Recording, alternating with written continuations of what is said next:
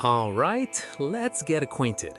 Here she is, Akenes, a slum kid out of the capital of the Wolfein Federation, the one that's been a pile of rubble forever. Her family wrote her off ages ago, basically called her a lost cause. But you and I know I've got very different plans for her. The plan's borderline obnoxious, not just survive, but rebuild an entire new federation, the kind that makes everybody around it wet their pants at the mere mention of it. And for the grand finale, our own gravity ship. A machine that turns any enemy next to it into a cloud of atoms, folks. Only problem is, let's be real, we're starting out dirt poor. A dinky little pistol, a first aid kit, a couple of ration packs, and a downright laughable little pile of silver. The pod slams down onto a peninsula somewhere in the middle of a temperate forest. I look around and the spot's a real gem, with ancient ruins poking up right next door. I mentally slap a "stay out, it'll kill you" sign on them and go deal with more important stuff. I clock the ruins, sure, but you can't just waltz in and move in. First, I've got to lock down the perimeter and finish the walls, so Alt gets sent off to chop down the forest. I also hand her a submachine gun. There's plenty of critters around, be a crime not to do some shooting. Did the math on supplies. Those starter rations should last us a good 2 weeks of full bellies and easy living. By the end of day 1, Alt's already running on empty. She crashes out right on the bare floor because, well, obviously we didn't have time to knock together a bed. Meanwhile, I'm laying out storage and mapping out what we'll tackle in the morning. And this, folks, is where I screw up big time. I straight up forgot to put a door on our makeshift pantry. Alt's out cold, and meanwhile, wild animals waltz right in and chow down on half our supplies. I just whiffed on the whole thing like an idiot. The result stings. Our cozy 2 weeks collapse into a sad little 3 days. To make up for that disgrace and get some kind of normal life going, I built Alt a roomy bedroom and boarded the whole thing up. At least wood is one thing we've got coming out after a while. The Imperial Millier faction hits us up on comms. They want to sign us into their protectorate sea. They've got no ground stations in this sector, so they want to plant a fresh one right under our noses to make trading easier. I think, why not? We've got zero claim to this planet anyway. Let them build, no skin off my back. A diplomatic envoy wanders our way. Passing up a chance like that would be a crime, so I carefully sick the guests on the things crawling around in the ruins. Good old let someone else do the dirty work tactic. And it went off without a hitch. The undead from the tomb go down nice and easy. Alt even gets a couple of shots in herself. And then nature wraps up the whole show. The fire. The flames greedily devour the dry grass and scramble up the branches fast.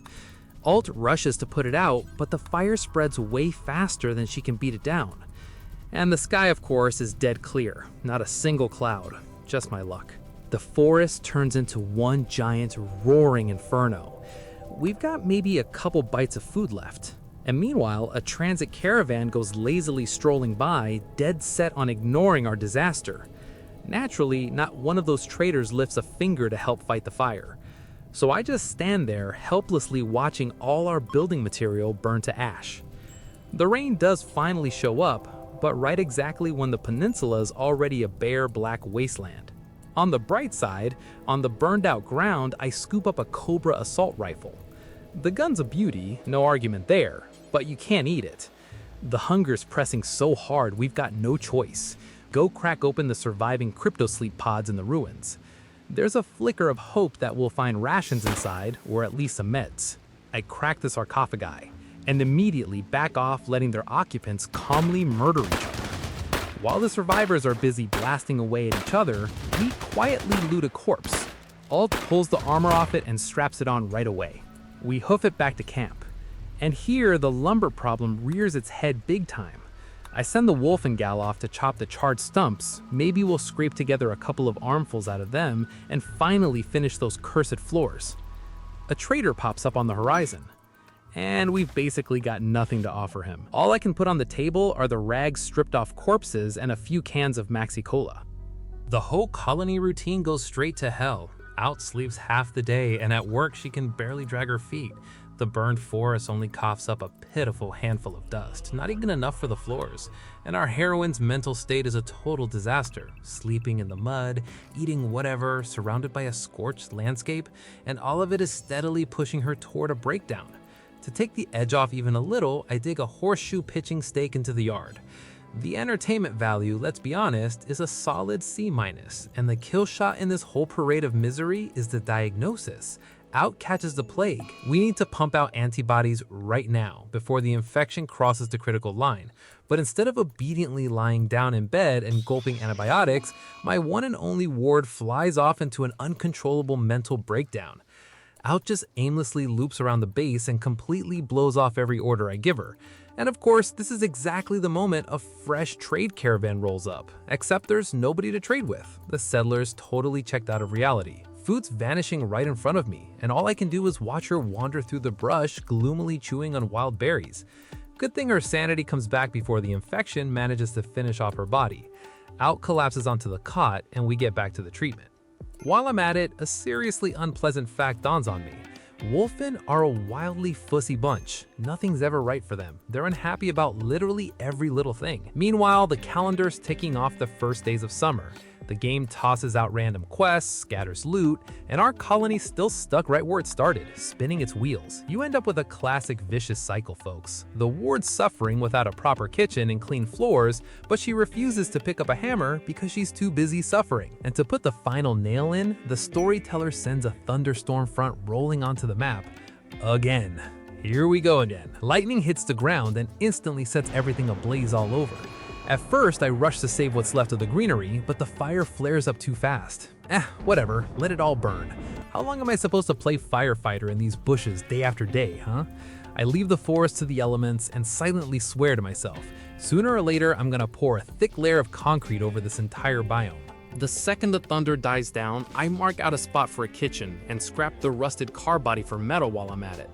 Building is now a life or death matter. The sad scraps of food we've got left are rotting in a makeshift open-air storage. We've got no steel for real fridges, forget about generators entirely, and skills are creeping up at the speed of a sick snail. And right in the middle of all this wreckage, a message comes through on comms. A fellow Wolfein named Astrid is reaching out, asking to come under our wing. I take her into the squad without a second thought. While I'm at it, I solemnly christen our charred dump, the settlement Winkler. And I talk myself into believing that the new girl's gonna be smarter and have steadier nerves than my first poor soul. I stick them in one shack and immediately send them after a boar. The food's gone. Alt's back on the very edge of a breakdown. It gets to the point where I scrape the treasury down to the bottom, hand over the last silver coins to some random peddlers for 8 ration packs. We've sunk that low. Tallying up the day, 2 hungry mouths, 0 electricity, and no light at the end of the tunnel. I sign Astrid up as a builder. All that's left is to pray the two of them somehow drag Winkler out of this pit. There's already a distinct whiff of an imminent raider visit in the air, and we are not ready for company in any way, shape, or form. Our entire firepower is 2 beat-up guns, and the defenses are held up by wooden props and good intentions. A chance to pad the ranks turns up almost right away, except this candidate's a real piece of work. He feeds on hemogen and human flesh, periodically goes into a long hibernation, and the second he gets into a fight, he spews out a toxic poison all around himself. Setting up a bloodsucker like that right next door is, to put it mildly, a so-so idea. I turn down his application, let the mutant frolic out in nature on his own. Next, another Wolfein comes knocking, but her entire value is purely swinging her fists. Won't build for anything, can't haul cargo either. We can't afford to keep a fighter like that yet. I turn her down too. Sorry, not now.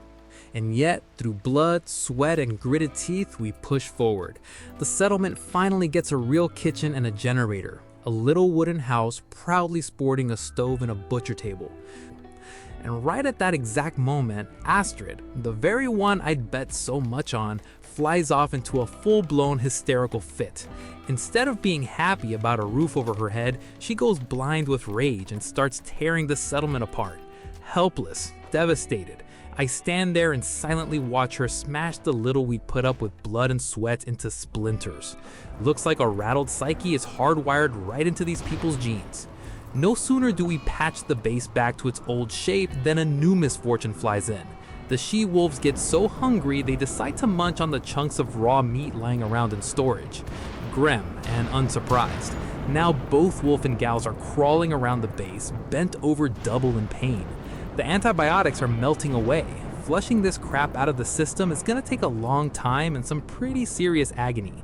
We're stuck dead on the bottom, haven't even crawled our way to a primitive research bench. At least random animals wander onto the territory like they're practically begging to be put on a spit.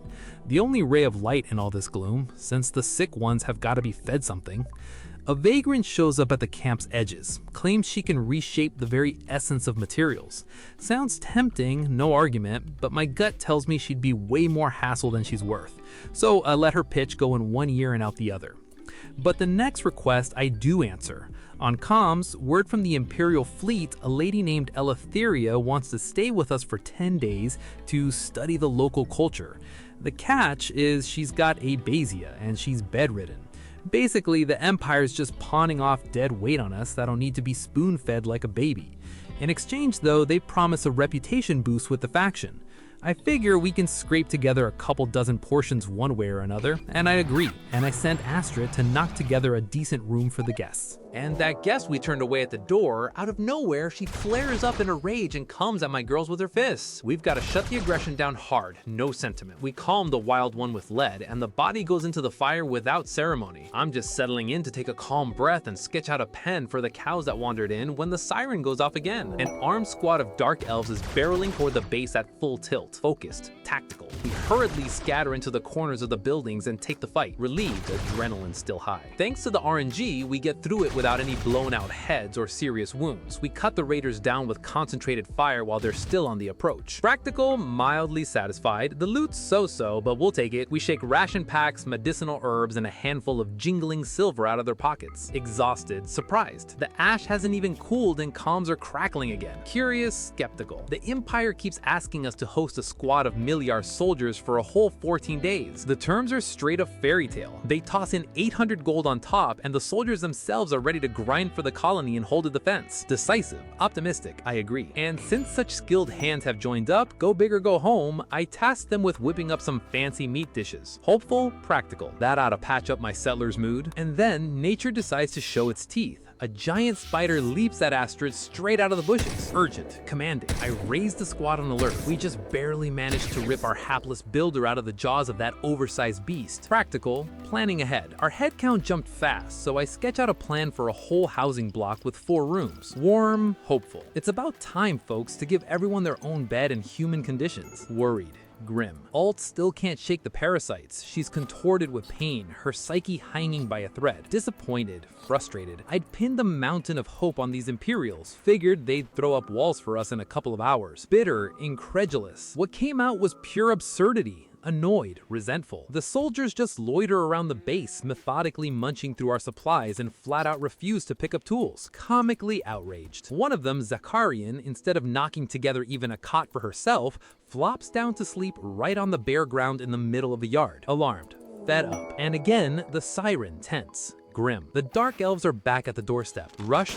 focused. We drop the frozen construction and bolt for cover. Shocked, worried. We've just ground down the first wave when out of the corner of my eye I catch a concentrated fire. Tired, habitual. Once we clear the territory, out of habit, we rummage through the fallen's pockets. And the moment a flock of wild ducks shows up in our field of view, their fate's decided in a split second. The whole flock goes ruthlessly under the knife. For meat. Letitia and Zakarian, meanwhile, are stubbornly still snoozing on the frozen ground. I straight up refuse to understand this masochistic logic. The colony's full of free hands and nobody even thinks about building. The girls slink around the base, chew steaks, and suffer. And only after a while does it hit me what the root of the evil is. We're simply running out of wood. All the nearby stumps went to firewood ages ago, and the pitiful crumbs still gathering dust in storage are barely enough to keep the fuel generator from going out entirely. The freeze sets in and sharply drops the thermometer all the way to -16. The only thing saving the colony is that the settlers have more or less heavy clothing on their backs. Otherwise, that'd be it.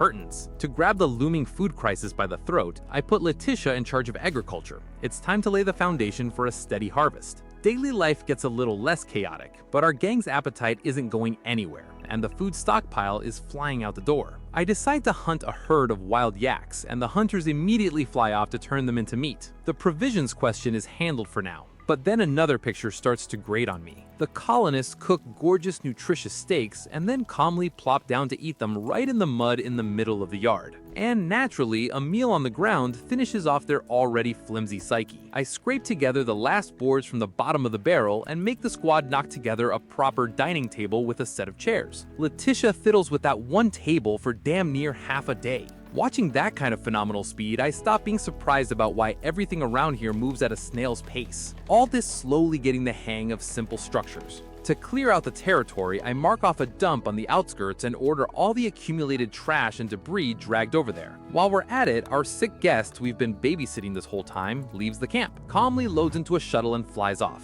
One less freeloader, already easier. Though the settler's own logic is still a real puzzle. Part of the squad stubbornly keeps eating outside, completely ignoring the new mess hall.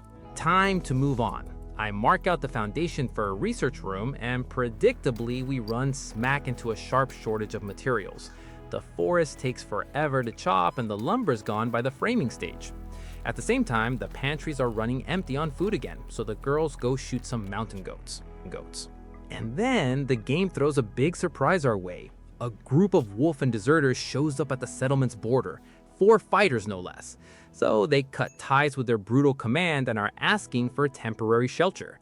Turning them down would be dumb, except now I've got a huge crowd on my hands that needs to be housed and fed somehow.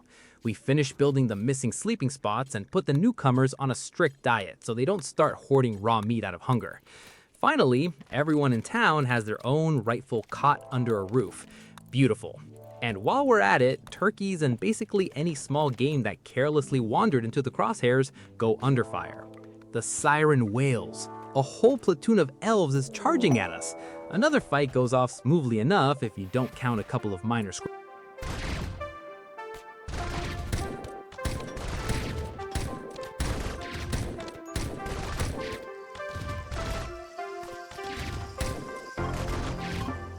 I size up our reserves, which after the headcount boost are melting away even faster, and come to a grim conclusion.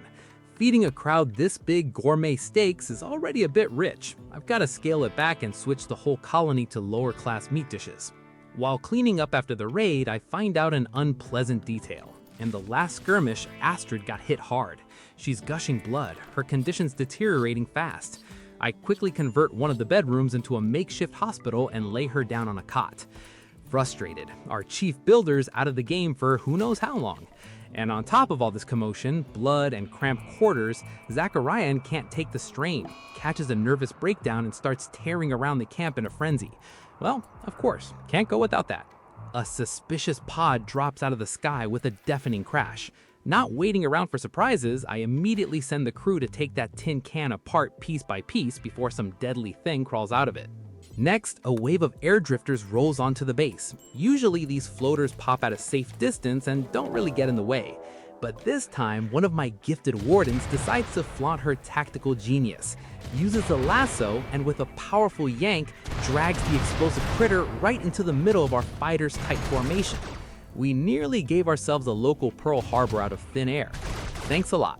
The explosion booms, the dry grass ignites. And what do you think the settlers do? They just stand there, spellbound, gawking at the growing flames. I'm already shaking from these endless fires. I dish out some verbal kicks and herd the whole crowd off to beat the fire down. Having fought off the raid and put out the fire, I finally set up a proper research bench. The first tech I pick to study is the Wolfein branch. While I'm at it, I spruce up daily life a bit, hang wall lamps and run fresh cables. To handle the growing appetite for electricity, I have to throw up another power node. And to close the nerve-wracking forced fire question once and for all, the one that's got me ready to climb the walls, we set up a concrete mixer. I set a global task, crank out 500 finished blocks. Enough, I'm done getting burned. While the drum's spinning, a caravan comes onto the territory and shakes the last of our savings out of us. I buy a couple of advanced components off them, taking it purely as a stockpile. I still firmly believe that one day we'll grow up to high tech, and these little parts will come in real handy. And so the girls don't completely lose their marbles from the building and the surrounding filth, I knock together a punching bag and a soccer goal for them. Sports, after all, builds discipline. Food's running low again. I gather the crowd and we all head off together to put down a deer, meat secured and promptly tossed onto the stove. But our vaunted cook manages to prepare it so masterfully that half the base immediately catches food poisoning. Golden hands, what can I say? Meanwhile, the first batches of concrete cool down. This material's about 6 times tougher than wood, and the best part, it doesn't burn. On the heels of that modest triumph, Alt once again refuses to properly treat her ailments, wanders around with a sour face and frays everyone's nerves with her instability. The rest of the colony, on the other hand, blows off her whining and throws a party out of joy. Nicolaisen joins our camp permanently, and inside the house, meanwhile, it's getting colder than outside. This nonsense has got to be dealt with double time. We slowly pour the floors with concrete and install ventilation. Some transit traders drop by. Without an ounce of pity, we dump our accumulated bear fur and old rags on the caravan. And with all the coin we make, we clean out their entire meat supply. While the science department slaves over blueprints for industrial production, Galatrosses barge onto the territory, huge and incredibly tough. Going after them with our current caliber is pure suicide, but there are still traders milling around the yard, and I decide to put them to use as a living shield. The hunt instantly escalates somehow, paying the damage with other people's lives. We do manage to lay these leviathans down in the mud. The combat squad's barely on its feet, lots of them bleeding out. The bandage and medicine reserves are drying dry, but the fridges are packed to the brim with first-rate meat. At which point, a new Wolfein named Yangar decides to join us. I'm not sure what hooked her more, the mountains of fresh flesh, the scale of the slaughter, or my hunting methods. I send everyone capable of holding a tool off to swing pickaxes. I mark out a zone in the workshop for a lathe, and on top of that lay the foundation for yet another generator. I appoint Yangard and Out the head foreman on this section. And to dress up the house a bit, I have them place wooden nightstands by the beds in the bedrooms. Coziness, after all. The colony's mechanism is creaky, but it's turning. The storehouses are bursting with game, and Letitia and Zechariah, thanks to their high intelligence, crack complex tech like sunflower seeds. Remembering the sub-zero temperature in the rooms, I set heaters in the corners. Now you can sleep without the risk of freezing your limbs off. I kick off serial production of components. You always need a reserve, can never have too much. I give Yangard new priorities. The poor thing's hauling both the major construction and all the base's crafting production at once. I dump a bulk order on composite fabric. We desperately need roomy tactical backpacks for the whole squad. So the smith doesn't spread herself on small stuff, I pull her off mining shifts, heavy hauling, and cleaning. Her only job now is to grind at the workbench non-stop, level up the skill, and keep us supplied with gear. While we sleep and dream of new backpacks, the miners dig up a whole mountain of iron. The trap is that all this ore is just lying out in the open. There's nowhere to move it. The storage crates are stuffed to the brim. I have to expand the storage zone by damn near double. At the same time, the state of our floor starts to grate on me. Muddy tracks stretch down every hallway. I scout out the least busy colonists in the squad to make them the in-house janitor. Otherwise, we're gonna get completely buried under a layer of dirt and blood. The science department runs into a small snag. To move on to serious tech, we need a high-tech research bench. I temporarily put those projects on hold and redirect the bright minds to studying industrial generators. And right at the peak, a royal Caesar comes out to the camp. A rare, beautiful beast, genuinely commands respect. I enthusiastically set aside a personal bed for him and immediately put him on a training course. And all the romance crumbles the second I open the tab on his diet. This elite animal eats strictly plant-based food. And outside, we've got a freeze. The rice crops froze out on the beds long ago. The whole colony's on a meat diet. Regretful, I look at this stately beauty, heave a heavy sigh, and book him a ticket straight to the butcher table. Sorry, buddy, not the time. The alarms catch a threat again. Another raid is rolling toward the camp. I order all the fire concentrated on their heaviest fighter. Letting that tank take a position means going under the knife for sure. Things are bad, so I get on comms with our ally.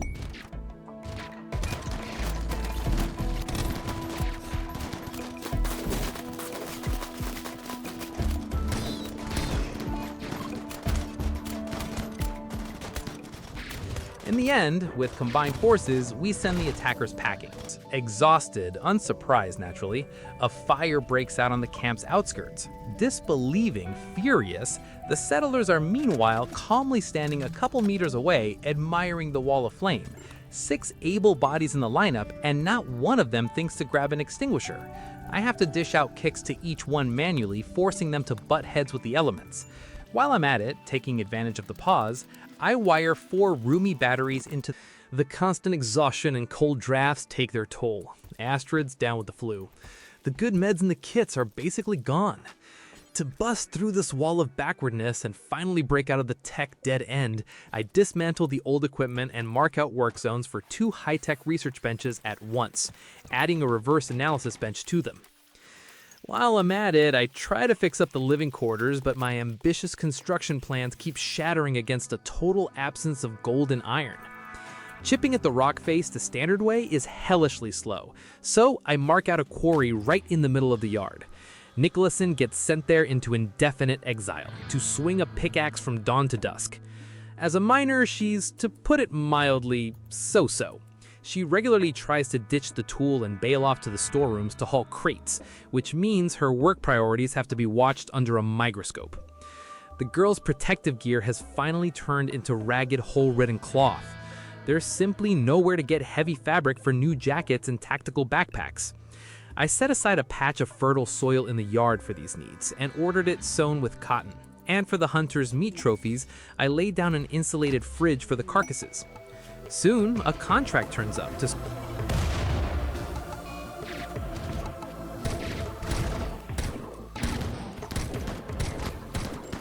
the small squad of combat droids guarding the wreckage goes to the metal heap without much trouble, and our well-earned reward is a bionic implant.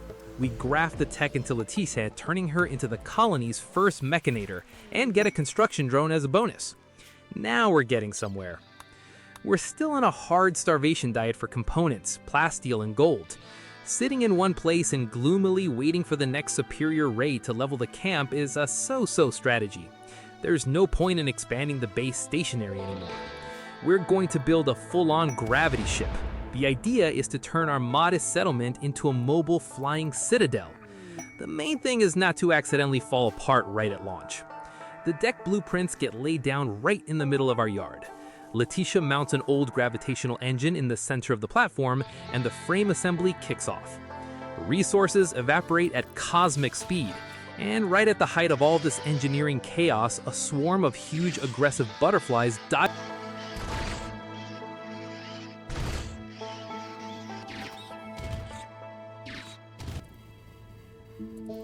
There's good news though. A new Wolfein fighter joins us with gorgeous melee skills and an energy blade in hand. But it's one thing to flawlessly swing a saber and a totally different thing to build a gravity ship from scratch. I catch myself thinking I have not the faintest clue about the physics of this process. We can't exactly take off on a bare wooden deck, you'll agree. This needs a sealed hull, chem fuel tanks, thrust boosters, and a full pilot console. And this entire engineering nightmare has to somehow be crammed onto an extremely limited starting platform. Right at the peak of the design phase, an Imperial inspection barges onto the construction site and starts fraying my nerves. These bureaucrats drag themselves to the edge of the map purely to slap me with an official warning for unlawful use of a construction drone. We've got a global relocation right around the corner, mind you, and they're nitpicking over paperwork. The only thing that saves the situation is a military caravan showing up just in time. I send Leticia to offload all our accumulated junk on them in exchange for some bits useful in the build. Our parody of a starship is gradually taking on a general shape. The system offers to name the vessel. Nothing epic comes to mind, so we christen it simply Lana and keep welding the frame. In bold dreams, it was a majestic orbital cruiser, but reality paints us a flying log with a motor. We start raising the outer walls, and here I hit a stupor over the choice of doors. How does this even work up in the stratosphere? Will ordinary chunks of steel on hinges do, or will the altitude suck us out through them? And no answers. I put in the most run-of-the-mill steel doors and pray to all the gods at once. I size up the scale of the upcoming relocation. The task looks unsolvable. We need to cram a kitchen, storage, a battery compartment, and a whole dorm for 7 souls on this tight little patch. While I'm racking my brain over the spatial logistics, a strange fellow wrapped in rags comes out of the wasteland to the camp. On closer inspection, he turns out to be an awakened android named Graves. The guy's got a creepy, skin-crawling side gift. He can warp the flesh of living creatures with the power of thought, turning enemies into shapeless chunks of meat. Sounds like the setup for a cheap horror flick, you'll agree. But in my coordinate system, this reads as a perfect worker who doesn't need to eat or sleep. Definitely taking him, no questions. I bolt the first small boosters onto our metal coffin, and at that very moment, a siren screams over the camp.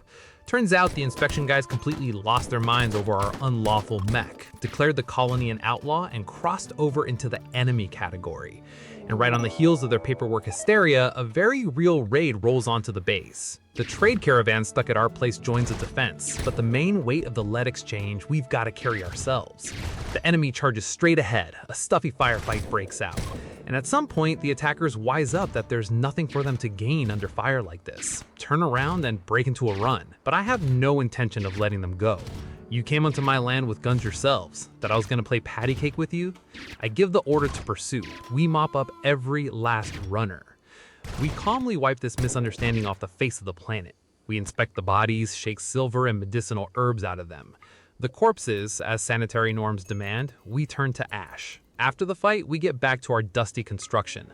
The cotton planted in Muir is ripening on the beds, our ticket to proper army backpacks for the whole team. The squad will be able to haul way more cargo during the base relocation.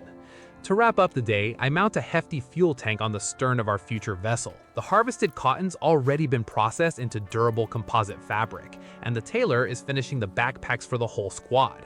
The thing's absolutely indispensable, considering the mountains of goods we're about to lug on our own backs in the coming days.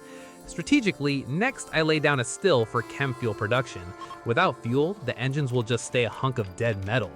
And so the crew doesn't simply suffocate from lack of oxygen in flight, I hang powerful life support pumps on the walls. And now comes the most agonizing stage of the whole project, the global relocation. Our entire ground base, every workbench and every crate has to be torn down to the foundation and somehow miraculously crammed onto the ship's tight platform. The settlers race back and forth with parts and boxes. I put 2 generators right on the deck, hastily throw down wiring and hook up the batteries. I cast an eye over the fruits of my architectural torment. My grand high-tech star cruiser actually looks like a clumsy log stuffed to the gills with furniture. Space is scarce as hen's teeth. The kitchen stove is wedged right up against the explosive fuel tank, and the storage area looks more like a junkyard. But there's no time to navel gaze. Before takeoff, we've got to squeeze every last drop out of this chunk of land. I send the free people to dig up the remaining jade and steel. And at that exact moment, the ship's electricity cuts out completely. A quick check shows that in the chaos of the move, I laid the cables crooked, and the batteries simply aren't getting a charge. Angry, I drive the engineers to resort the power grid and run the wiring all over again to bring stable light back to the base. I knock together beds and line them up in a tight row right on the deck. The settlers finish dismantling the carcass of the old base, unscrewing the last bolts out of it. There's nothing of value left on the peninsula. Everything's loaded. The crew's taken their seats. I give the launch command. The gravity engines start spooling up power with a heavy hum, and we lift off the ground. The ship plops down heavily on the new territory. I set about cracking open the sealed ruins. Caution takes a back seat. I split the stonework and immediately unleash yet another ancient evil. We knock the lids off the sarcophagi and clear out everyone who didn't take kindly to such an abrupt awakening. Looking around, I find rich deposits of gold and steel all around. The plan shapes up dead simple. Dig up everything valuable and immediately jump onward down the route. But physics throws in its corrections. For the next jump, the reactors and engines need almost 2 full days to cool down. We're chained dead to the ground. All that's left is to grit our teeth, pound the rock face, and endlessly side-eye the cooldown timer. And it finally ticks down to those coveted zeros. The reactor's cooled, systems are normal, and we make the jump. The new landing goes off as standard. I see the very thing we flew all the way here for. Entrances to sealed underground bunkers. Letitia and Zakarian have stunning intelligence and hacking skills, so I send them to crack the ancient security terminals. The heavy armored hatches grind open and give way. Down below, we're met with cold darkness, skeletons, wild insects, and a long string of locked rooms. We, guns at the ready, crack open compartment after compartment until behind one of the steel doors we hit a real jackpot. On the dusty shelves, neatly stacked, are panels of gravelite, and most importantly, a gravity core. This is exactly the trophy we kicked off this whole flying escapade for. Without cores like these, expanding our flying chunk of iron is physically impossible. We haul absolutely everything up to the surface. Ration packs, components, healing serum, and another gravity core from the lower tiers. Next, we crack open the second bunker, and it turns out almost empty. The holds are packed to the brim. The ship tears off the ground with a drawn-out hum and goes into a double jump. At a short transit stop, we manage to dump the surplus leather on a passing military caravan, wait out the standard engine cooldown, and jump to the final point of our route. We touch down right in front of the facade of an ancient complex. In scale, this behemoth outdoes everything we've encountered so far. Letitia heads out to scout and on her very first try runs into an active defense system. A whole swarm of combat droids spills out of the darkness. The ruins are inhabited, and the ancient mechanisms clearly have no intention of parting with their secrets. A heavy clearing operation unfolds. I throw Zakarian into reinforce and we start pressing the defense door to door. The girls hack the electronic locks, after which a hail of bullets immediately flies at them from the flung open doorways. We've got to maneuver hard, return fire on the exploding kamikaze drones, and crush the stationary turrets. Yet another cracked open hatch reveals a direct path to the main terminal.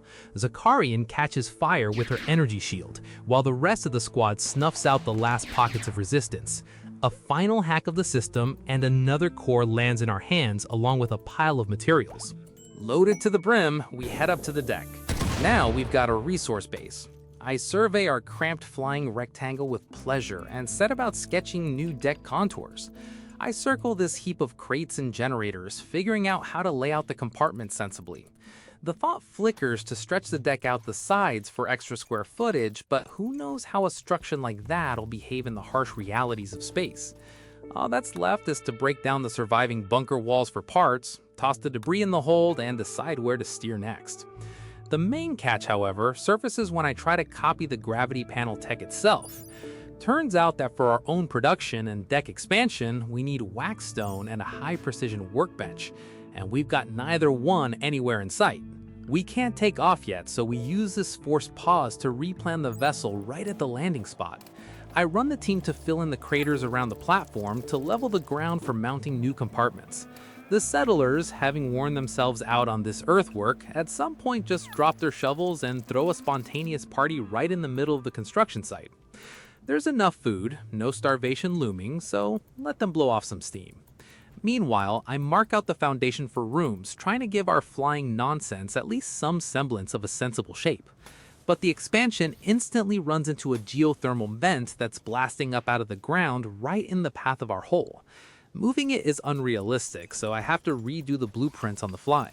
In the hope of grabbing at least some useful resources before launch, I send Letitia to check out a surviving building nearby. She picks the locks, steps inside, and there's absolute emptiness and bare stone walls. Another dead end. There's nothing left to grab in these ruins. So in the end, we're stuck with the chunk of metal we managed to assemble. I try to squeeze the most out of the tight little patch we've got on the deck. I start moving walls, dragging storage zones around, and make a painful discovery. Turns out, dismantling a vacuum partition returns far from the full amount of materials. For every mistake in the layout, the game brutally whacks me with the permanent loss of a gravity plate. Despite the awful cramping, I'm nursing a plan for a risky jump to an orbital asteroid for rare ore. Before launch, I decide to peek at the crew's stats tab just in case. And turns out, Wolfein have zero vacuum resistance, absolutely none. If we'd pulled off this maneuver now, my entire combat squad would have suffocated in the first seconds after stepping out of the airlock. The conclusion suggests itself. We need spacesuits. To get them sewn, I just barely squeeze a high-precision workbench onto the packed deck and set up 5 racks for the future gear. I open the crafting menu and gloomily realize we're not going anywhere. The specific vacuum suits for Wolfein require high-strength alloy, and that in turn eats mountains of plasteel and silver. We don't have stockpiles like that anywhere close. I have to improvise from crushing poverty. I cancel production of the elite racial armor and put 5 of the simplest, cheapest human spacesuits with helmets into the works. The sewing drags on for ages, and when the first batch lands in storage, a wave of disappointment washes over me. Ordinary human spacesuits simply won't fit Wolfein anatomy. A ton of work, time, and resources all down the drain. Holding back my irritation, I put Yangard at the workbench to smelt high-strength alloy bit by bit out of the last scraps of plasteel.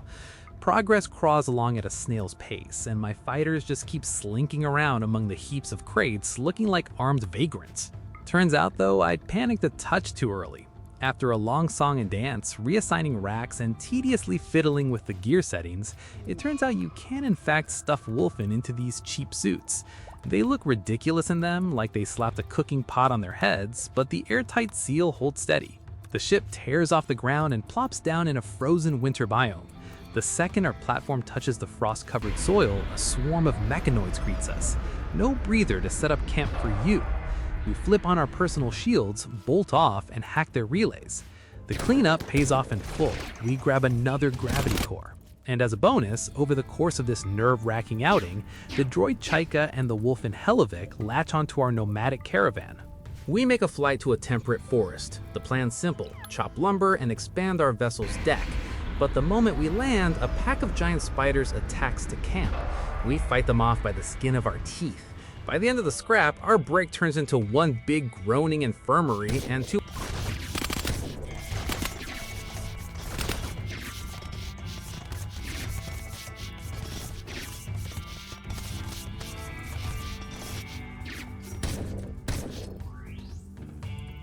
We fight them off by the skin of our teeth. By the end of the scrap, our break turns into one big groaning infirmary, and 2 androids take critical damage and get deadbolted to the hospital cots. One thing's clear: without proper power armor, they'll eat us alive here. There's no point hanging around on the planet's surface anymore. We filled the tanks with chem fuel to the brim, and for the first time, chart a course for the orbital asteroid. The main engine's thrust isn't enough for a straight jump, so we have to claw our way through the atmosphere with a series of short transit hops. The landing in open space goes surprisingly smooth. All around, endless icy vacuum and deposits of waxstone. I'm triumphant, handing out orders to start the drilling, and at that exact moment, one of the colonists decides to take a stroll outside the airlock without a spacesuit. The lack of pressure kicks in instantly. She drops dead right on the ship's threshold. While we're dragging our clueless colonist inside and reviving her, space hands us a fantastic gift. A meteorite made entirely of plasteel slams into our asteroid with a crash. Now nobody could have guessed that the single scarcest metal would come flying right into our hands all by itself. We mined 740 units of the choicest material in a couple hours of work. But the miner's joy is cut short by a wailing alarm. Power on the ship is razor thin. The life support systems are on their last legs. Drifting in open space is deadly dangerous. With the holds packed, we set a course back and make a descent, picking a random temperate forest to land in. The new spot doesn't have time to bore us. The siren comes alive again, and a crowd of auto-droids takes shape on the map. We request fire support from our Miliar allies. We crush the enemy.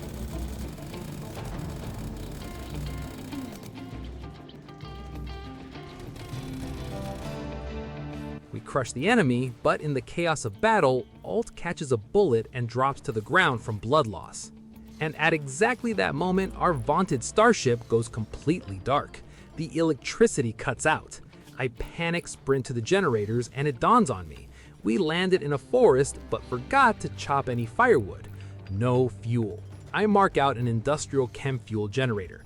Drop by drop, we pour fuel into it, scrap all the spare equipment, and pray until the lights stop flickering and the grid levels out.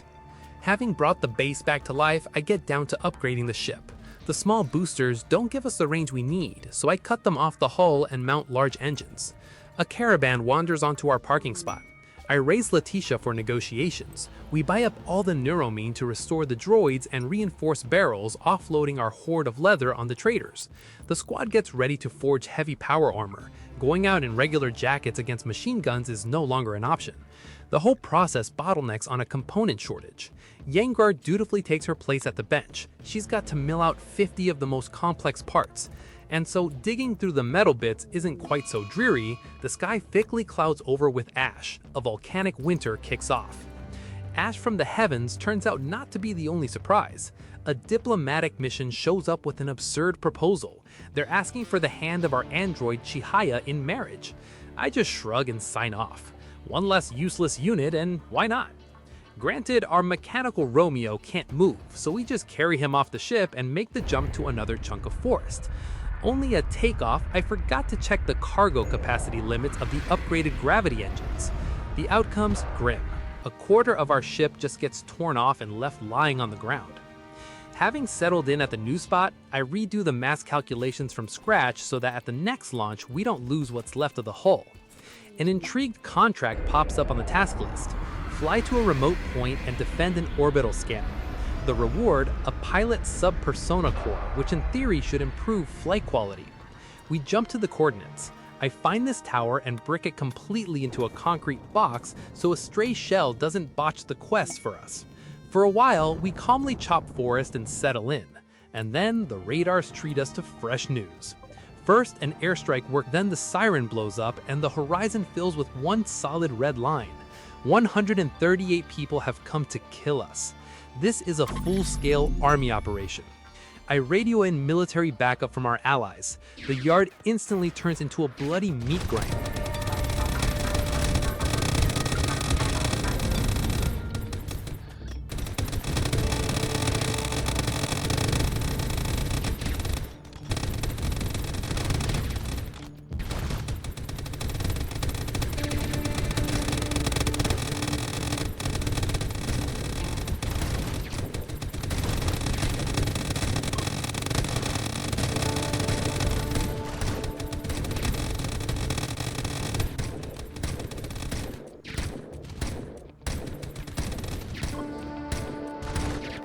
After yanking out this unfair victory, we crawl off to lick our wounds. And at this very moment, a swarm of combat drones drops onto our flank. Having tried every defense option, I find the one shot at not getting buried right here. I buy an ancient artifact from some traders who turned up nearby, a Sentinel Psi Pulsar, to somehow survive this wave of metal. But no such luck. A couple hours later, the siren roars again, a drone raid. I look at my crippled Wolfein and clearly understand we won't survive this attack.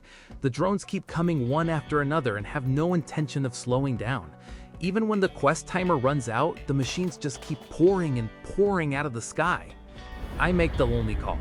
We abandon the half-dead stragglers, leave all the scattered loot right there in the mud. I slam the launch button.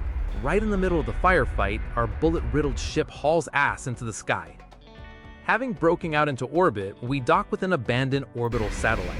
The temperature outside, minus 75 degrees. We slowly clear the corridors. Sakarian, working almost solo over a few sorties, takes out all the mechanoids living there. We search the compartments, and the valuable finds are a legendary revolver and a few advanced first aid kits. Looking at this meager haul, we disappointedly undock and head back to the ground. First thing, I unfold a sewing machine and a universal production bench right on the deck. Time to quit the guerrilla act and turn this band of ragamuffins into a regular army. Progress is stalling though. Morale has clearly abandoned the squad. People snap at each other over the slightest thing. Nicolaisen and Alt get into a fistfight in the middle of an unfinished compartment. Trying to dig down to the roots of this mass hysteria, I peek into their needs. Realizing the truth, I'm stunned. My Wolfein are born predators. They desperately need fresh meat, and this whole time I've been stuffing them with ration packs and some kind of grass. I run the shooters out into the forest to hunt, to pack the fridges with animal protein. While they're tracking game, our makeshift workshop puts out the first serious reason for pride. Yangard assembles a real masterpiece, a power armor helmet. Without any ceremony, I pull the new gear onto Nicolaisen, and while I'm at it, rearm the rest of the team with decent looted guns. The diet change has an instant effect. With their bellies full of normal food, the colonists noticeably mellow out. Taking advantage of the lull, I try to bring some order to the division of labor. Alt, who's listed as our chief architect, for some reason stubbornly keeps charging into the forest with a rifle. I have to forcibly drag her back to the blueprints, though brushing up the rest of the crew's shooting skills clearly wouldn't hurt. I make an exception only for Letitia. With her 20th level of intelligence and social skills, sending her under fire is a crime. I declare her an untouchable person and tuck her deeper into the safe compartments. Meanwhile, Esslingen, in proud solitude, keeps gnawing titanium out of the nearest rock. And our chef, Hellevic, decides to take the initiative and heads out after game. The sight comes out comical. The heavy sniper rifle looks menacing, only Hellevic's an absolutely useless shot. She manages to miss Doe standing literally point blank, over and over. With a sniper like that, the base will stay hungry, so I confiscate the optics from the sorry hunter and forcibly shove a short submachine gun on her. Way harder to miss with that one. For reliability, I issue Nicolaisen a trusty AK-12. Soon, the tables fill up with proper meat dishes. Work in the workshop doesn't let up. Plasteel smelting for new armor is in full swing. And right as these preparations wrap up, trade caravans from various factions start pulling up to the landing pad one after another. A great chance to unload the holds. I empty out the storehouses, selling the Imperials and aliens all kinds of junk. Rusty exhaust pipes, suspensions, and car engines we dragged around the whole planet for who knows what reason. With the money I make, I scoop up advanced components and cutting-edge meds from them. Now we'll be able to treat the colonists with real pharmaceuticals instead of plantain and duct tape. The second the last trader leaves the territory, the radars pick up a large enemy patrol division. Crash testing the fresh armor isn't in my plans yet, so I herd the crew aboard, fire up the engines, and the vessel slips off into the clouds, right out from under the stunned raiders' noses. The next landing happens in a frozen taiga. The location's empty, no rich ore veins in sight, but all around there's endless forest and plenty of big game. The task for this stop: pack the freezers to capacity with fresh flesh and fill the tanks with fuel. I crank the chem fuel distillation limits up to 600 units. While the bright minds tinker over their blueprints at the tables, the combat squad heads out to thin the local muffalo herds. The peace is broken by a flu epidemic that blankets our cramped thack at the worst possible moment. Trying to distract myself from the coughing settlers, I dig into the production schemes hoping to assemble some proper guns, but creating high-precision equipment requires advanced components, and to produce those, you need that very same equipment. A classic vicious cycle. The airwaves are interrupted by a message with a flat-out suicidal contract. The clients are asking us to protect a certain Tay and fend off waves of Miliar pirates for a whole 18 days. I agree solely because of the reward. They're promising to hand over an AI core. Besides, nobody's forcing us to stand to death and take the fight head on. If things start to smell burnt, we can always lift the ship into the air and skip out. The main thing is to keep an eye on the engine cooldown timer. Having changed coordinates, we drop down on the new location and get back to the same old grind. Letitia runs to crack the airlocks of yet another ancient complex. A firefight breaks out in there. They try to pincer us on the flanks. Letitia miraculously manages to leap out of the line of fire. Her personal shield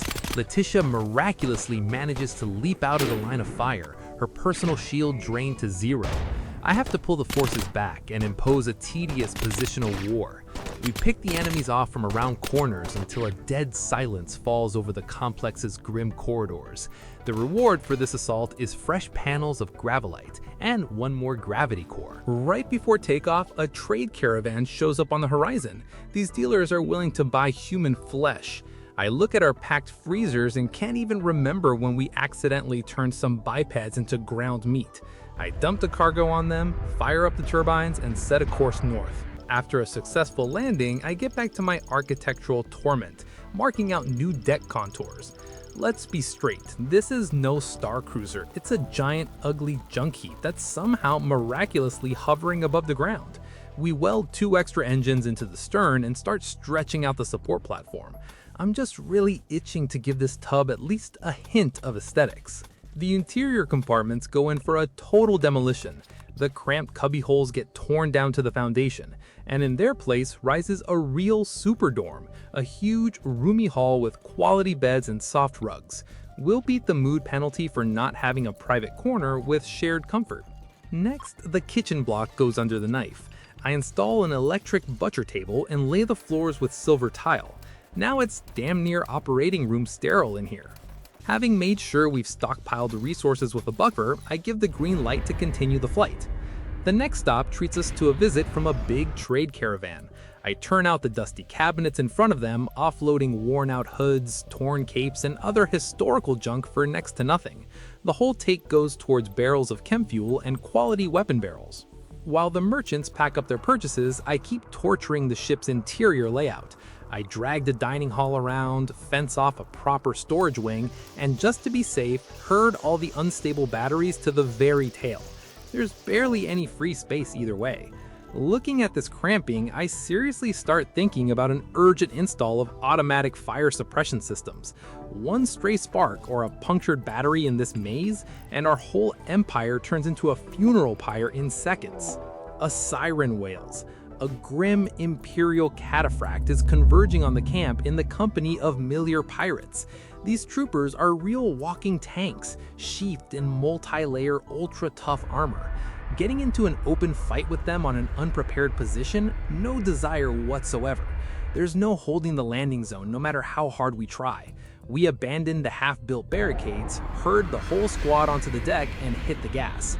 The retreat looks shameful, no argument, but it saves our hides. The new landing happens in a quiet sector. The crew catches its breath, and on my agenda is a rearrangement of the workshop, the research center, and all the potentially explosive nodes. While the engineers sketch fresh outlines for expanding the platform, I send scouts to comb the surroundings. Right on the outskirts, we find the sealed ancient evil. We bust through the wall, get to the crypto sleep pods, but instead of a swarm of enraged mechanoids, we run into a psi pulse generator and an Archotech arm. The high-tech prosthetic from a bygone era heads straight to storage. We tear down the interior walls, drag the heavy batteries closer to the tail, and fence off a roomy production wing. We scatter the workbenches across new positions, and to somehow make up for the crew stress from the endless flights, I add some comfort to the workstations. I set out plush armchairs made of muffalo fur for the craftsmen. Thanks to this, the production zone stops looking like a flea market and takes on the look of a respectable factory floor. Granted, our craftsman manages to knock together the very first piece of furniture exceptionally crooked. I have to take him apart the botch job and redo the chair from scratch. The approach of yet another enemy raid forces us to get moving. We seal the airlocks and make the jump. At the new landing point, we close out the contract to guard Tay. The ward calmly loads into a scent shuttle and flies off to her own people. The next target of our journey is an abandoned orbital platform. We couldn't dock tightly due to the lack of a suitable ledge, so we rig up an improvised hanging gangway to reach the station's outer shell. We punch a breach in the hull and slip inside. Behind the wall, a maze of empty, abandoned compartments greets us, but a thorough search is rewarded with a great find, another gravity core. There's no point loitering in the icy dead space. We're forced to just sit in the ship and wait for the boosters to cool down and the jump timer to zero out, while the life support systems burn through the battery charge. The moment the launch window opens, I slam the launch button. Вот продолжение. Эмоции на английском перед каждым. Heavy, cautious. The vessel settles heavily into an inhabited green zone. Worried, practical. But the drawn-out maneuver squeezed the fuel tanks practically dry. Commanding, focused. First thing, I set the task. Chop 1,000 units of lumber so the still runs without hiccups. Productive, strategic. While the wood gathering goes full steam and the tanks slowly fill with fuel, I study the blueprints for heavy ship guns. Determined, fed up. Time to quit the regular retreats and get some serious arguments for disputes with raiders. Overwhelmed, frustrated. Building the artillery setup needs 2,500 units of plasteel and 45 advanced components. All of the plasteel went into the Wolfein gear, and we never did build a high-precision workbench because of the parts shortage. Practical, changing plans. Since firepower is a dead end for now, I decide to bank on the crew's survivability. If we're fated to regularly catch bullets with our faces, the colony's gotta have a flawless medical block. Focused, careful. I fence off a compartment for these needs, set up quality hospital beds, run wiring for lamps, and lay the floor with sterile silver tile to minimize the risk of infection. Alert. Opportunistic. In the middle of this construction and the periodic squabbles between worn-out colonists, a trader in exotic goods wanders in. Satisfied. Lucky. I managed to fish 2 advanced components out of his catalog. Impulsive. Hopeful. And with the leftover coin, giving in to a sudden impulse, I buy a plasma TV. Amused. Morale-focused. I mount it right in the common cabin. Looks wild, but it ought to boost the crew's morale. Confident. Ready. Having finished the infirmary upgrade and filled the generator tanks. Yet another landing dumps us in a remote and lifeless place. The Melir are still strutting around the deck in torn rags, which is why I set up a specialized sewing machine in the hope that the crew will finally pull on some pants. And to top off all the misfortunes, an outbreak of plague hits the colony. While the medics fend off the infection and treat their comrades, I simultaneously start relocating the research center. We dismantle the high-tech tables, the multi-analyzer, untangle the snarls of wiring, and haul the equipment over to a new purpose-built wing. The snipers, meanwhile, manage to shamefully miss motionless deer, and the settlers refuse to drag the harvested meat to the new fridges, leaving the carcasses rot right on the floor. The situation heats up with a herd of aggressive giant landrunners that decided to test our deck for durability. I have to scramble the strike team to eliminate the threat. And against the backdrop of the prolonged stress, mutual insults, and busted sleep schedules, the colonists catch nervous breakdowns one after another. Realizing that the heavy gun's still a distant mirage, we make a flight to the Taiga. Here, we manage to scrape together a decent scattering of components. I check the map and start prepping the systems for a jump to the coordinates of the joint assault quest. There, for taking out an enemy base, we're promised Arco fragments. The Lana settles right in the middle of the enemy's fortifications. The hot reception promised in the quest description actually turns out to be one single fighter. We drop the poor guy and the game reports a successful contract completion. Except the Tramp is immediately spoiled by a notification the Melir faction now considers as sworn enemies. What exactly caused this geopolitical rift, history stays silent, but we lost our most important ally in an instant. We set about gutting the base, which turns out to be a tangled maze of rooms. Letitia streaks through the corridors like a comet, scooping up everything valuable. Having dumped the loot on the deck, we fire up the engines and bail from the location. Our airborne nomad is on the move again, but the crew's behavior fills me with nothing but dull irritation.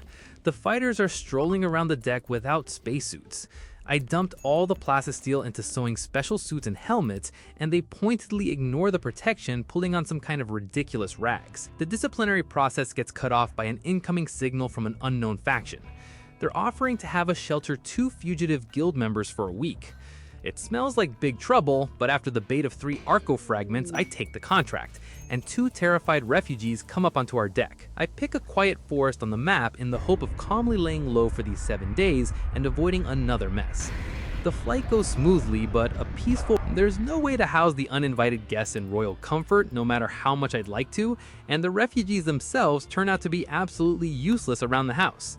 The only task, keep these freeloaders alive for the span of a week. To speed up the agonizingly slow study of new tech, I desperately need an Arco assistant, but that's a long way off. Out of desperation, I have to sit the free colonists to sew chairs out of ordinary bird leather, because we sold all the exotic hides at auction ages ago for quick profit. At the same time, I try to set up production of Melir gear, but for that you need a gravitational sewing bench.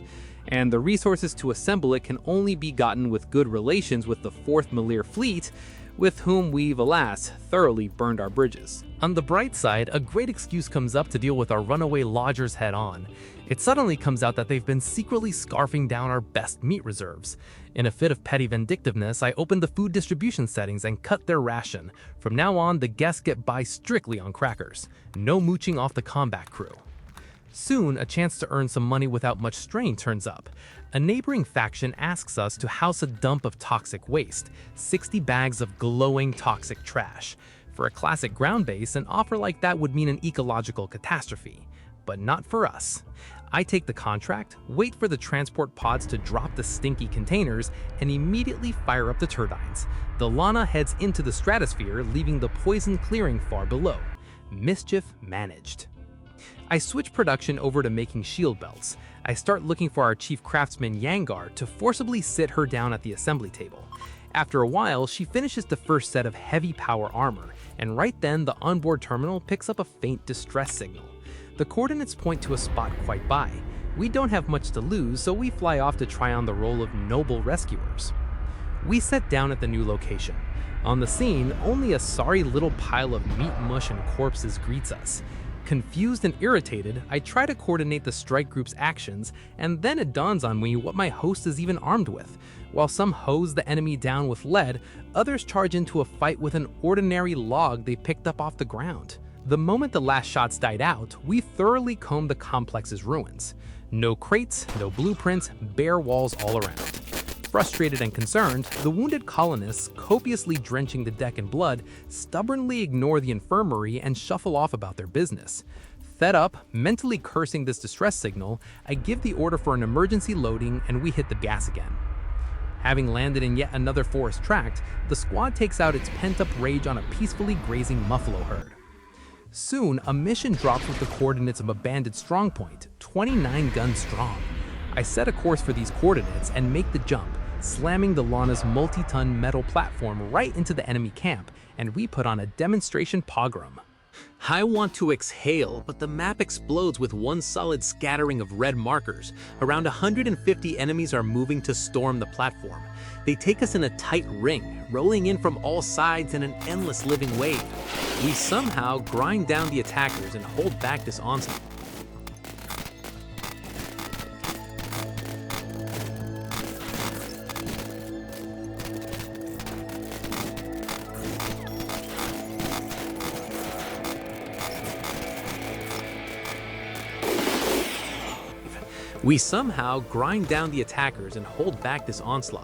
Not wasting a second, we drag the wounded aboard and hastily bail from the cursed sector before fresh reserves can reach the enemy. We fly wherever our eyes lead us, just to get far away. To somehow make up for the isolation from the factions, I carve out a spot on the deck for a trade beacon and comms console. Now we can barter supplies off passing orbital merchants without waiting for foot caravans. Out of desperation and a lack of parts, I decide to use the console for a deliberate summon of a mechanical boss, the local devil. The logic's simple: take the machine apart for parts. The mechanoid descends from the heavens, and we take the fight. And then, right at the height of the plasma firefight, one of my tactical geniuses again chucks his rifle aside, grabs the damn log, and runs at the robot. Despite this circus with clubs, we successfully take the boss apart bolt by bolt.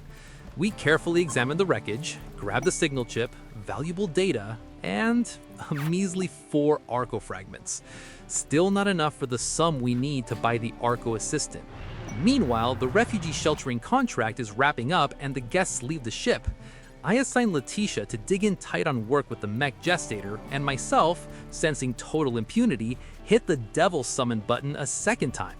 The fragments are sorely needed. A second boss lands in the clearing, and the story repeats down to the pixel. We grab the second microchip, and at that moment, a trade caravan wanders onto the location. I cleaned them out of plasteel, cutting-edge meds, and a handful of ordinary components. It seemed like things had finally turned around. Picking the Arco assistant in the build menu, I unhesitatingly tasked Astrid to start the install immediately. She ran up to the spot, but the next second the project froze. The system was short on plasteel. Turns out, I'd left automatic crafting of high-strength alloy on by default. In literally a couple of minutes, somebody managed to smelt all of our plasteel reserves into ingots that were completely useless at this stage. Nice work, really. The only way out of this tech dead end was to set up our own self-sufficient plasteel production, but that required investment. Salvation came in the form of a diplomatic offer from the neighbors. They asked us to temporarily shelter some gravely ill prisoners, promising in return a solid 600 units of the coveted material. Having agreed to the deal, we settled in to wait for the convoy. A pod delivered the prisoner with an escort of 4 armed guards, and right then a whole army of tanks materialized on the horizon. Despite the rather eccentric look of this enemy hardware, its firepower left us not a single shot at a defense. I declare an emergency evacuation. We abandoned the half-built barricades, jumped into the airlocks, and with a mental scream of full speed ahead, we tore off, plopping right down on enemy territory. The assault paid back absolutely all our previous suffering. It turned out all the enemy's fortifications and structures were entirely built from blast steel and other ultra-tough alloys. We started taking the foreign outposts apart, literally brick by brick, packing the holes with tons of that very plasteel we'd been suffering over for so long, wrapping up the prisoner sheltering quests along the way. Having returned aboard with full pockets, the engineers finished the Arco Assistant install and hooked up the gravitational workbench. The moment the equipment fired up, our modest energy reserves in the batteries evaporated in an instant. The solar furnace turned out to be truly ravenous. My primitive generators couldn't pull even a tenth of that load. It became clear that to feed this beast, we'd have to design some kind of super reactor. Trying to scrape together resources for new power nodes, we ran into a caravan passing by from the Church of the Skyfeathers. This time, luck smiled on us. The religious merchants had decent money on hand. I cleaned out our storehouses, dumping all the accumulated camel, panther, and wolf hides on them.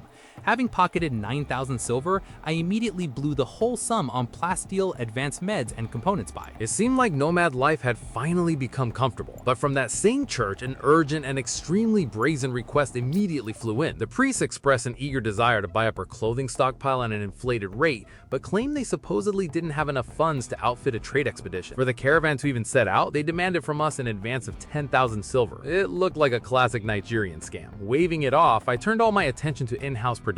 We managed to get shield belt assembly going on a conveyor. I queued up 7 of them right away. As soon as the tanks filled to the brim with fuel, we lifted the ship into the air. At the new stop, we got busy rearranging the stern compartment to reliably shield the vulnerable engines from stray shells. Buried in notebooks and cheat sheets, I set about cracking an encrypted signal, hoping to earn some rep with the Skywings. Using a matrix decoder, I ran the strings of abbreviations through a Caesar cipher, trying to figure out the logical shift step of the letters. In the end, with God's help, I managed to produce a correct password: left, up, down, down, right, up, left, left. I feed the combination into the onboard console and get the decrypted text with a mocking line: "The Pope of the Church of the Skyfeathers is a pig." Well, the enemy's cryptographers had a decent sense of humor. For property inspection showed that the colony's total worth had crossed the 500,000 unit mark. In terms of material reserves, we'd turned into real magnates, but our defensive potential just killed the lights. If a serious, well-prepared raider squad came down on us now, there wouldn't be a trace left of the flying island. We urgently needed to put up a guard perimeter of heavy turrets, which in cost outdid our entire warehouse,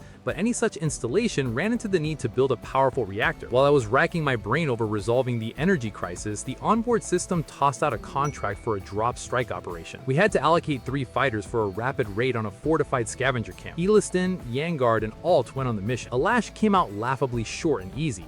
In a couple of minutes, the strike group wiped out 5 poor souls armed with damn near sticks, took their provisions, and calmly came back. Inspired by this quick win, we decided to clear out a zone of ancient danger discovered in the mountain range. Breaking through the stone slabs, the squad got to the hidden sarcophagi, inside which we found a terrapulsar, an acid blade, a decent stash of gold and plasteel, and a neurotrainer for leveling up ranged combat. I immediately injected that serum into Eichinger in the hope that at least one shooter in our colony would stop shamefully missing deer that stand there like posts. Realizing that the tech we need this way is nowhere in sight, I decide to take a big risk. We stuff our new shuttle with weapons, incendiary shells, and everything spare to head out of nowhere. We get attacked by Miliar pirates. I decide that a fight with light injuries won't cut it here, and I launch the ship, leaving the pirates far below. Having landed in yet another backwater, I study the research branch and stumble onto blueprints for megawatt and gigawatt ship guns. This artillery can punch right through walls and deal colossal damage. But it all comes down to energy again. Out of hopelessness, I spend the last crumbs of dark matter on crafting the most powerful personal energy shields. The very first specimens come out of excellent and masterwork quality. I hand them out to the strike team. To complete the set, the squad is short a couple more shields, but the dark matters run out. To test the upgraded protection in combat conditions, I stage a dress rehearsal and once again press the button to summon the mechanical devil. The monster falls from the heavens, we move out to intercept. This time, we meet the devil exclusively with fire from afar. No logs in melee.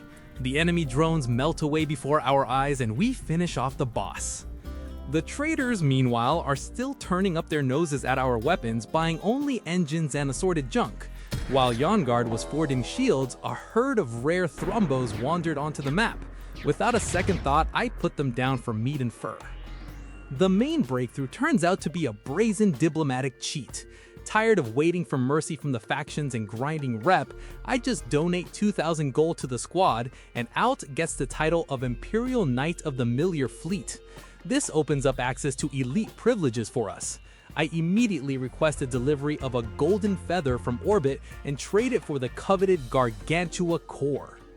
Finally, we set up the dark matter regulator.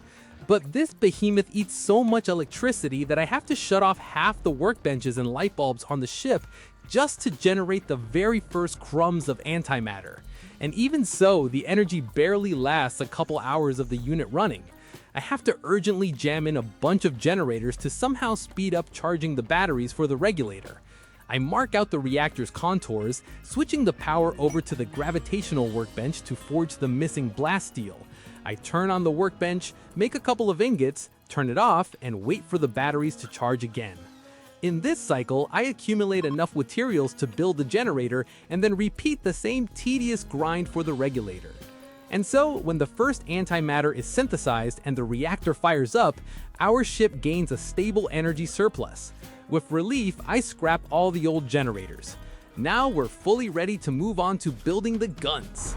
To score mountains of steel, we organize a raid on a steel mining camp. We grind down the entire guard and sweep the place clean. Having stockpiled mountains of resources, I mount one of the most devastating turrets onto our vessel's hull. At this moment, a contract comes in. House one high-value prisoner for 21 days in exchange for a priceless AI core. I agree, but I overlook one thing.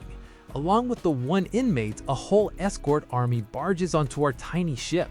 We put the entire crowd on a ration-packed diet. At some point, the Khan decides this is a great chance for a breakout. I give the order to intercept, but the escorted prisoner turns out to be a fragile creature. Zakarian accidentally kills the poor guy during the apprehension. Quest failed, and the dead man's personal guard just scatters every which way. The new caliber's first combat baptism comes down on a swarm of aggressive megascarabs. The vile insects didn't even get a chance to close in on the hull. The gun finished them off way out on the far. I set about destroying the camp of the Broken Nation faction. The engines are already warmed up, but right before launch, I spot a miscalculation.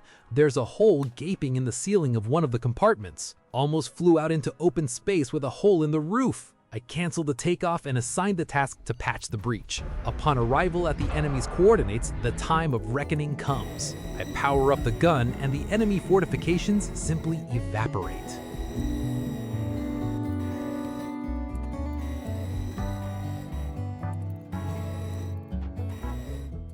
But even after that, an unrelenting barrage of orbital bombardment rains down. Shells burst everywhere, the screen shitters, and the shield's durability treacherously melts away. I scan the area for the source of the threat and spot a Milliar command center. I dispatch a landing group to level that tower with the ground. As soon as the antennas fall, the cacophony dies down. We rake up a pile of loot and jump into the airlocks. I click the launch button. The onboard terminal hands out a new mission. Find a prisoner named Bright who escaped in an escape pod and took cover on an abandoned orbital platform. The reward promises to be generous, so the Flying Citadel sets a course for the given coordinates. We fly up to the object and can't land. This space prison has not a single flat pad or airlock for docking. We have to park the ship in the middle of the dead void and manually assemble a hanging bridge. I move the beacons, rework the zones, and somehow manage to hook the edge of the deck onto a piece of the hull. We punch through the wall, clear the halls, ransack every little cubbyhole, but Bright's nowhere to be found. The platform is absolutely empty. Cursing the client's names, I take the team off this useless tin can. Having dropped down to the ground, we run into a black market trade ship. Now there's the real treasure. I offload all the contraband and obsolete guns on the smugglers, and in return buy up computer components and magnetic coils to bring our tech up to snuff. Building 1 gigawatt gun is solid, but for absolute dominance and aesthetic symmetry, I need a second one. I put the base on siege footing and start up the assembly line. I make the settlers stand watch around the clock by the scorching furnaces. The non-stop hum of the working benches starts pressing on the brain. The process drags on a long time. Endless hours of backbreaking labor, and the builders finish the welding, and on the opposite wing of the ship, a second megagun triumphantly rises. The batteries are charged, the circuits powered.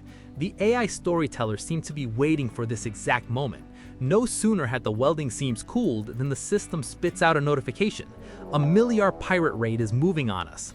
Marvelous timing, just a chance for a field test. I activate both gigawatt installations. 2 beams of energy erase the enemy strike squad before it even gets a chance to raise its rifles. I look at the clean radar and note with satisfaction, well, that's the whole raid. Does our ship look like a sleek, streamlined star cruiser from sci-fi blockbusters? Absolutely not. It's a flying asymmetrical communal apartment packed to the brim with looted weapons nobody wants to buy, heaps of raw hippo meat, and a bunch of incomprehensible artifacts of the past. In one compartment, we might have a masterwork jade throne proudly towering, while in the next corridor you can clearly see the muddy tracks of a bear that dropped by for a visit. This squad no longer needs to frantically cling to life and hide in the bushes. Now they themselves are the main threat to this planet, and that's where we'll leave our flying junkyard for today. Thanks for watching this whole mess all the way to the end. Surviving it was already an achievement on its own.